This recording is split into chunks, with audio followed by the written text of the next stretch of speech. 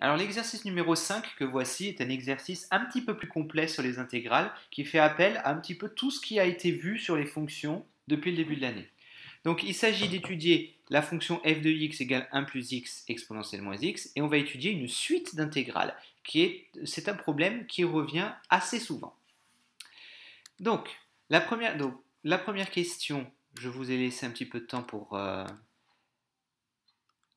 faire une capture d'écran de l'exercice si besoin, nous demande d'étudier le signe de f de x. Alors pour étudier le signe, on fait un tableau.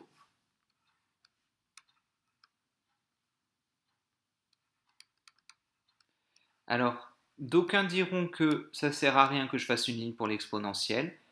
Effectivement, on peut s'en sortir en disant que exponentielle est toujours positive, donc f de x est du signe de 1 plus x.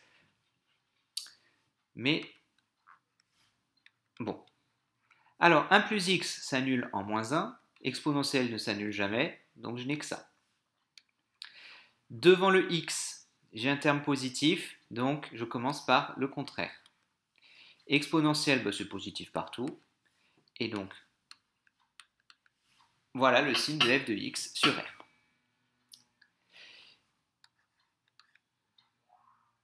Alors, dresser le tableau de variation de f sur R. Pour dresser le tableau de variation de f, dérivation, factorisation, signe de la dérivée, puis variation. Alors, je vais rédiger proprement. Il faudrait d'abord justifier que f est dérivable. Mais, donc, f est dérivable sur R par produit de fonctions dérivables. Alors ça c'est pour ceux parmi vous qui veulent faire des maths après. Il faut prendre l'habitude d'écrire ce genre de choses. Et sinon, bon, ce n'est pas un attendu de la classe de terminale. Et maintenant, je dérive. Donc, pour tout réel, alors, par produit de fonction dérivable sur R. f' de x, donc c'est de la forme u fois v. Donc, u, c'est 1 plus x. Donc, u' c'est 1. V', c'est exponentielle moins x. Donc, v, je dois en trouver une primitive. Qu'est-ce que je raconte? V, c'est exponentielle moins x. Donc, v', c'est moins exponentielle moins x. Je suis allé un peu trop vite. Alors, donc, u', v plus u, v'. Donc, ce qui nous donne exponentielle moins x plus 1 plus x fois moins exponentielle moins x. Donc, on peut factoriser maintenant par exponentielle moins x. Si je factorise ici, ça fait 1. Là, il va rester le moins 1 plus x. Ce qui va nous donner, donc 1 moins 1, ça s'enlève, et il reste le moins x. Moins x exponentielle moins x. Donc, maintenant, on fait le tableau de signes. Alors, j'ai deux facteurs, moins x exponentielle moins x.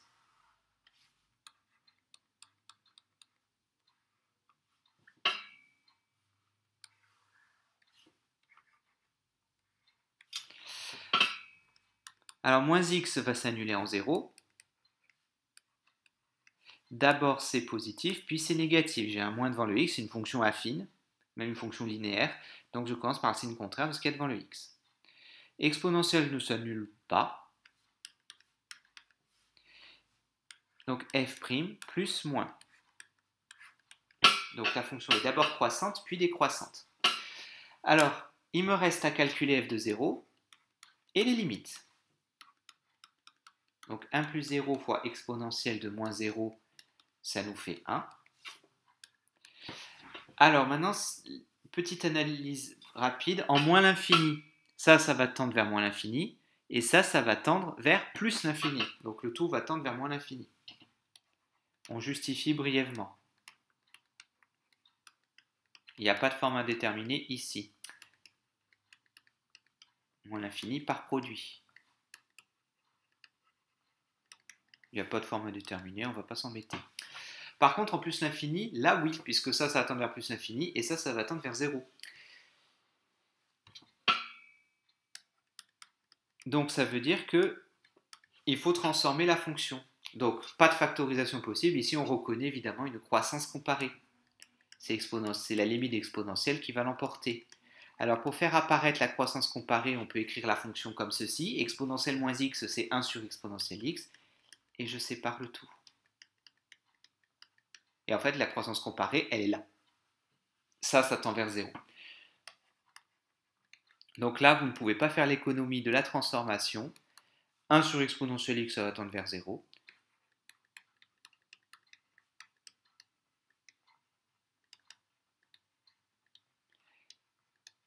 Donc dès qu'il y a une forme indéterminée, vous êtes obligé d'écrire la transformation de la fonction pour bien nous montrer comment vous avez fait, et ensuite vous pouvez balancer la limite. Là, il faut bien dire, vous avez vu qu'il y avait une croissance comparée. En question 2, on définit la suite IN. IN, c'est l'intégrale entre 0 et n de f. Alors, non, pas entre 0 et n, mais entre 1 et n. De f de x dx.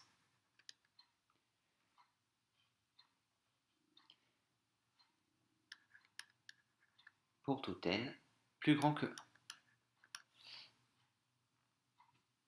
Ah non, même pour tout entier naturel dans l'énoncé, ce qui est un peu curieux. Alors, montrer que pour tout... Alors, je pense qu'il y a une erreur d'énoncé, c'est plutôt pour tout n plus grand que 1, parce que sinon, c'est faux. Donc, c'est pour tout n, c'est pas pour tout entier naturel, mais pour tout entier naturel non nul. Alors, il faut montrer que IN est positif. Voilà, c'est faux, parce que c'est faux pour n égale 0. Donc, c'est forcément montrer que n est non nul. Alors, il faut montrer que IN est positif. Alors, on peut se servir d'une propriété du cours qui dit que l'intégrale d'une fonction positive est positive. Et il se trouve que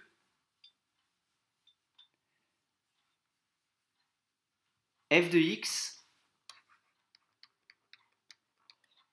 est positive pour tout x plus grand que moins 1. Donc, ce qui fait que j'intègre une fonction positive. Alors, a fortiori,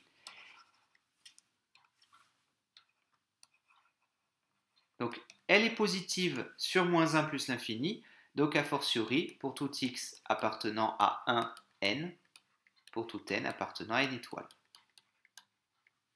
Donc elle est positive entre moins 1 plus l'infini, donc elle est positive sur l'intervalle 1n.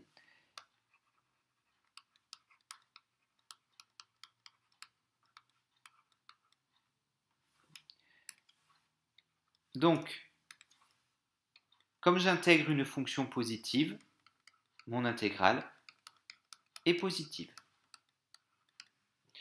Donc voilà, pour ces histoires d'intégrales positives, songez à la propriété suivante. L'intégrale d'une fonction positive est positive. C'est d'ailleurs pour ça que l'exercice vous a fait calculer le signe de la fonction, pour bien s'apercevoir que de moins 1 plus l'infini, la fonction était positive. Donc l'intégrale est positive, il n'y a pas de problème. Montrez que la suite IN est croissante. Donc on va calculer IN plus 1 moins IN.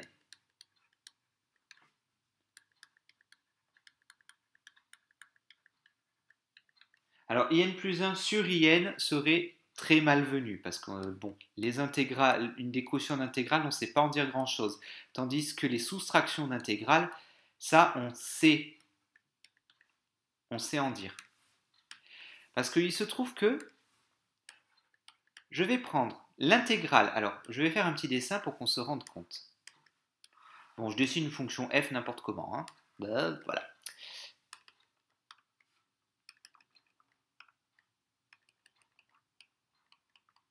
Donc, je prends l'intégrale de 1 à n plus 1. Donc, ce qui fait que je vais calculer l'aire de ce domaine. Il faut toujours ramener les intégrales à une aire. Moins l'intégrale entre 1 et n, c'est-à-dire moins l'aire de ce domaine. Je fais l'aire du domaine en rouge moins celle du domaine en vert. Conclusion, qu'est-ce qui me reste? Il me reste le domaine entre n et n plus 1. C'est ce qu'on appelle la relation de Chasles.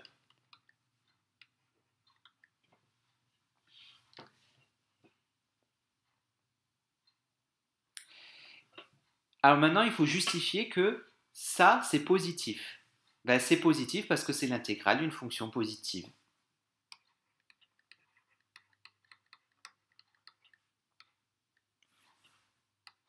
Donc,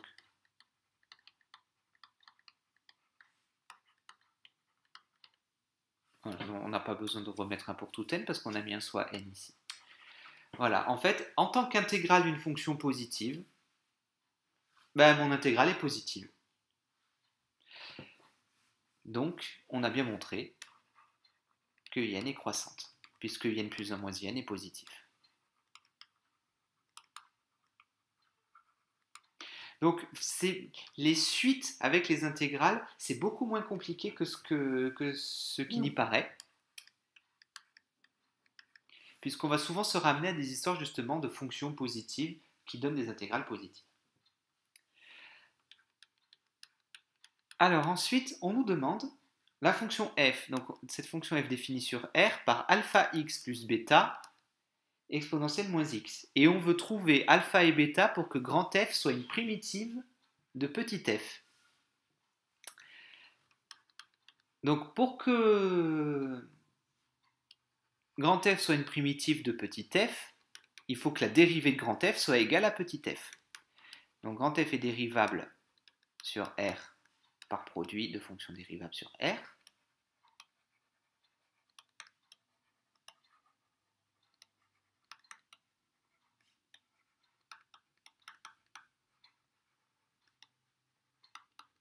Et je dérive. Et si grand F est une primitive de petit, grand F est une primitive de petit f, c'est seulement si grand F' égale petit f. C'est la définition. Donc, c'est de la forme U fois V, U' V plus U V'. Donc, je vous rapporte à la question 1b qui est similaire, sauf qu'on a un plus x de alpha x plus bêta. Donc, je factorise. Ça fait alpha moins alpha x moins bêta. Je distribue le moins qui est ici. Donc, si je remets ça sous une forme peut-être plus sympa, ça fait moins alpha x plus alpha moins bêta. Alors maintenant, à quelles conditions est-ce que c'est égal à f de x, qui est égal donc à 1 plus x exponentiellement x, pardon. À la condition, donc le exponentiel moins x, il y est des deux côtés. Donc il faut que ça soit égal à 1 plus x. Donc c'est-à-dire, ce qu'il y a devant le x ici, c'est-à-dire le moins alpha, soit égal à ce qu'il y a devant le x ici, c'est-à-dire 1. Ce qui est tout seul ici, alpha moins bêta, ça doit être égal à ce qui est tout seul ici, c'est-à-dire à 1. Donc alpha vaut moins 1, et bêta vaut alpha moins 1, c'est-à-dire moins 2. Donc là, on a joué sur l'identification des coefficients. Donc, grand F, c'est moins x moins 2 exponentielle de moins x. Alors, je récapitule. Ça, c'est une question qui est très très classique. Montrer que telle fonction est une primitive, il suffit de la dériver et de retomber sur la fonction qu'on veut. Pour que grand F soit une primitive de petit f, il faut qu'en dérivant grand F, je trouve petit f. Alors en dérivant grand F, je trouve ça. Petit f, c'est ça. Donc les exponentielles, elles y sont, il n'y a pas de souci. Mais donc ce qu'il y a dans la parenthèse, ça doit être la même chose. Ce qu'il y a devant le x ici doit être égal à ce qu'il y a devant le x là. Ce qui est tout seul ici doit être égal à ce qui est tout seul là. Donc si vous voulez, je peux mettre des jolies couleurs. Donc ce qu'il y a devant le x ici doit être égal à ce qu'il y a devant le x là. Et ce qui est tout seul ici doit être égal à ce qui est tout seul là. Donc comme il n'y a rien devant le x, ça veut dire que c'est un 1.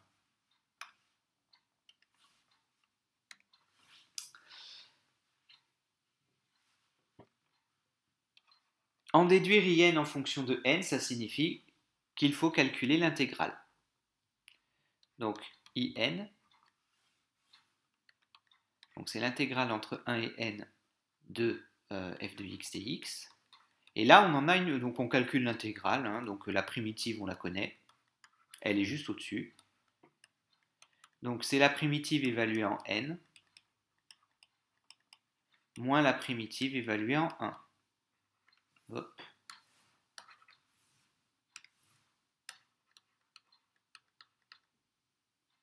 Non, c'est pas en moins 1, c'est en 1. Donc ce qui nous donne moins n moins 2 exponentielle moins n plus 3 exponentielle moins 1.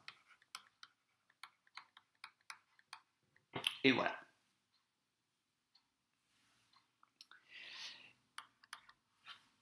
J'ai mis un moins 2, c'est un moins n. Et donc on nous demande enfin de calculer la limite de la suite IN. Donc ça c'est une constante. Par contre là, en plus l'infini, on va reconnaître une croissance comparée. Et c'est le même type de croissance comparée que pour la limite dans le tableau de variation. Donc on peut éventuellement... Alors moi j'ai choisi de mettre le moins en facteur et donc de repasser l'exponentielle dessous. Voilà, ça fait bien apparaître la croissance comparée.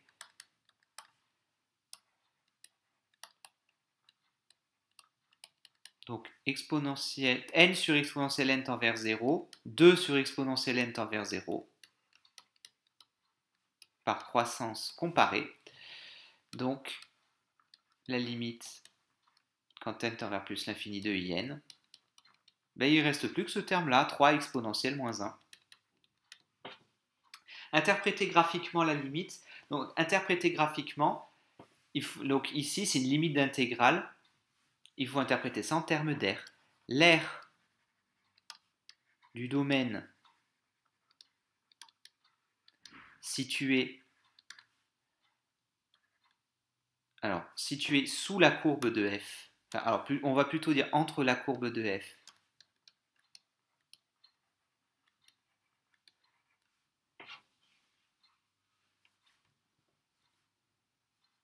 et l'axe des abscisses.